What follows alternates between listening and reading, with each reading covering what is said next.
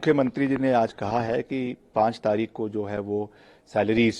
प्रदेश के सभी कर्मचारियों को मिल जाएगी और 10 तारीख को जो है वो पेंशन रिलीज हो जाएगी। उसके पीछे जो उन्होंने तर्क दिया है कि कुछ परसेंटेज उसमें जो है इंटरेस्ट लगता है, जिसकी वजह से सालाना हमको 36 करोड़ का और महीने का करीबन 3 करोड़ का जो है वो घाटा हो रहा था। उस दृष्टि से इस निर्णय को लिया गया है। इसमें कोई दो राय नहीं है कि हिमाचल आज से नहीं मगर कई समय से, पिछले करीबन 2-2.5 दशकों से प्रदेश की वित्तीय परिस्थिति ठीक नहीं है और समय समय पर हमने लोन्स भी लिए हैं। समय समय पर हमको एशियन डेवलपमेंट बैंक से, वर्ल्ड बैंक से सहयोग भी मिला है। केंद्र सरकार से भी समय समय पर, चाहे वाजपेयी साहब की सरकार रही, चाहे पूर्व में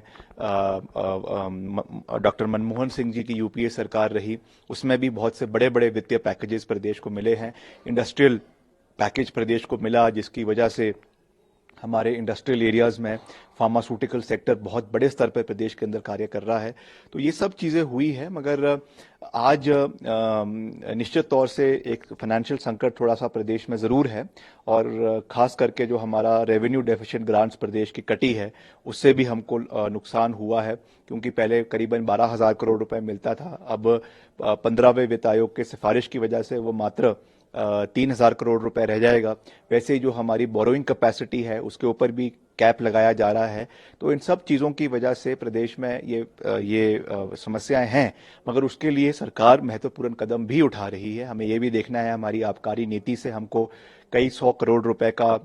फायदा भी हुआ है। वाटर सेस प्रदेश के अंदर लगाया गया है और आज ही एक नया जो है वो बिल विधानसभा में अभी पारित होने वाला है कुछ ही समय में, जो हमारे भांग की खेती को लीगलाइज करने के लिए, ये भी मैं समझता हूं कि एक गेम चेंजर होगा, क्योंकि भांग की खेती केवल नशे के लिए नहीं है, वो तो उसका एक साइड इफेक्ट है, मगर मेडिसिनल पर्पसेस के लिए, आपके जो है फार्मास्यूटिकल सेक्टर के लिए और हमारे फैब्रिक्स के लिए, कपड़े बनाने के लिए और भी कई चीज़ों के लिए इसका इस्तेमाल होता है। और निश्चित तौर से अगर इसको लीगलाइज तरीके से प्रदेश में उगाया जाएगा, जैसे और राज्यों में भी उगाया जा रहा है और मुल्कों में भी किया जा रहा है, तो मैं ये समझता हूं कि इससे प्रदेश की आमदनी में आने वाले समय में बहुत ज्यादा मुनाफा होगा और प्रदेश का व्यवसाय बढ़ेगा। ये हमारा पूरा विश्वास है। हम ये समझना चाहेंगे, जो सैलरीज की बात की गई है, फाइनेंशियल मैनेजमेंट की मुख्यमंत्री ने बात की है, ये लॉन्ग टर्म होने वाला है या शॉर्ट टर्म रहेगा जो क्राइसिस है? देखिए, कुछ तो ऐसा है जो रिकरिंग है, मैंने जैसे कहा कि पिछले 2-2.5 दशकों से चल रहा है, बट इस पे मजबूत कदम लेना, मुख्यमंत्री जी ने इस पे पहल करी है और वैसे ही कुछ स्ट्रांग मेजर्स भी लिए हैं, चाहे वो बिजली से संबंधित है, सब्सिडी से संबंधित है, चाहे वो बसों में फ्री ट्रैवल ऐसे लोगों को था जो उसको अफोर्ड कर सकते थे, वैसे ही हेल्थ केयर में हिम केयर योजना प्राइवेट हॉस्पिटल्स में बंद करी गई है। हालांकि डायलिसिस के लिए उसको शुरू रखा गया है, बहुत क्रिटिकल इल पेशेंट्स है उनके लिए शुरू रखा गया है और हमारे गवर्नमेंट अस्पतालों में उनको शुरू रखा गया है। तो उसको वेवरिंग करने का प्रयास किया जा रहा है, क्योंकि क्रीमी लेयर्स जो प्रदेश के अंदर है, जो उसको अफोर्ड कर सकते हैं, जिनका इनकम टैक्स स्लैब्स 5 लाख या 10 लाख या 15 लाख रुपए एनुअल है, वो जिसको अफोर्ड कर सकते हैं, उनको इस दायरे से बाहर निकालने से भी करोड़ों रुपए का सरकार को बचत हो रही है। तो इन सब चीजों से हमको हर दृष्टि से आगे बढ़ने की आवश्यकता है। पर जैसा मैंने कहा कि जब हमको सत्ता मिली वर्तमान में, तो करीबन 85,000 करोड़ रुपए का ऋण उस समय हमारी सरकार के ऊपर था। और वैसे ही जब कांग्रेस ने सत्ता छोड़ी थी, पूर्व सरकार ने, वीरभद्र सिंह जी के समय में, उस समय करीबन 45,000 करोड़ रुपए का ऋण सरकार के ऊपर था। उसके पहले जब धूमल साहब ने सत्ता छोड़ी थी, तो वैसे ही करीबन 30-35,000 करोड़ का ऋण सरकार के ऊपर था। तो लगातार ये ऋण बढ़ता जा रहा है, ये एक चिंता का विषय है और मैं समझता हूं कि इसके ऊपर राजनीति कम होनी चाहिए। ये चाहे पक्ष में है चाहे विपक्ष में है, सबको इसके बारे में चिंतन मंथन करना चाहिए कि कैसे हम प्रदेश को, जो ये डेट ट्रैप है, इससे कैसे बाहर निकालना है, इसके ऊपर मंथन होना चाहिए और प्रदेश को वापस प्रगति की राह पर आगे ले जाने के लिए हमको सबको प्रयास करना चाहिए। पार्क्स एंड सैलरीज को लेकर एक बिल लाया गया जो पास भी किया गया है। अपोजिशन कह रहा है बदले की भावना से लाया गया कि ये रेट्रोस्पेक्टिव इम्प्लीमेंट नहीं होगा।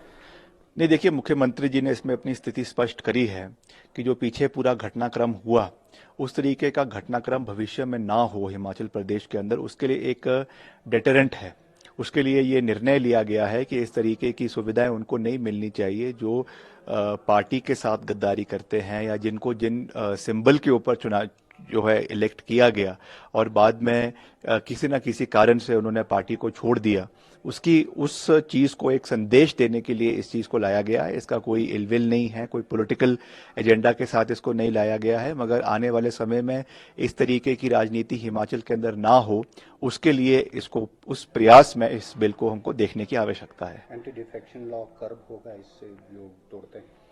नहीं, निश्चित तौर से होगा, क्यों नहीं होगा, क्योंकि वैसे भी जो पूरा घटनाक्रम यहाँ पे हुआ उसके बाद जो बाई इलेक्शंस हुए उसमें जनता ने अपना स्पष्ट संदेश दिया है और प्रदेश सरकार अब मजबूत है, 40 विधायक कांग्रेस पार्टी के पास है और निश्चित तौर से हम आगे बढ़ेंगे। और चुनाव तो आते जाते रहते हैं, मगर इस तरीके की जो प्रैक्टिसेस है जो हमारे टेम्पल ऑफ डेमोक्रेसी के ऊपर एक बहुत बड़ा प्रश्न चिन्ह लगा देती है, एक जो है वो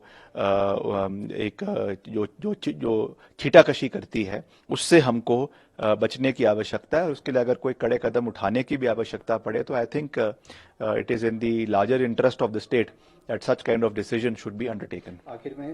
जो 130 के तहत डिजास्टर में डिस्कशन हुआ था, रेवेन्यू मिनिस्टर के रिप्लाई में 2 तारीख को एक स्टेटमेंट आई थी जिसको एक इशू बनाया गया है, जिसमें उन्होंने कंगना रनौत के बारे में कहा था कि वो नहीं आई हैं, जिसमें उन्होंने कहा था कि अगर वो आती हैं तो वो इस वजह से नहीं आई, बारिश में उनका मेकअप खराब होगा। इसको महिला पर अपमान की बात की जा रही है। आप इस पूरे मुद्दे को किस तरह से देखते हैं? नहीं, देखिए, ये दुर्भाग्यपूर्ण है कि जो यहाँ की सांसद है मंडी की, हम उनका बहुत मान सम्मान करते हैं और चुनी हुई प्रतिनिधि है, मगर जिस तरीके से जब उनका बयान आया इस पूरी आपदा के समय में कि हमें किसी राजनेताओं ने, विधायकों ने और जो है वो प्रशासन ने मना किया है कि आप हिमाचल ना आए, मैं समझता हूँ ये दुर्भाग्यपूर्ण है। अगर आप चुने हुए प्रतिनिधि है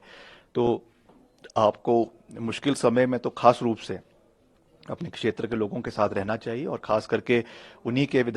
संसदीय क्षेत्र में ये सब घटनाएं हुई, हम मौके पर वहां पर पहुंचे, हर जगह पे हमने जो मदद लोगों की हो सकती थी वो करी है। वहां पे ब्रिजेस बनाने थे, सड़कें बनानी थी, उनको सहयोग देना था, राशि देनी थी, हर चीज से हमने उनकी मदद करी है। तो उस परिप्रेक्ष्य में आदरणीय जगत सिंह नेगी जी ने ये बात कही है और निश्चित तौर से महिलाएं वो है उसका हम सम्मान करते हैं, एज अ रिप्रेजेंटेटिव हम उनका सम्मान करते हैं, मगर जो वो अनदेखी हिमाचल प्रदेश की कर रही हैं लगातार, वो भी चुनने के बाद, मैं समझता हूं कि ये दुर्भाग्यपूर्ण है।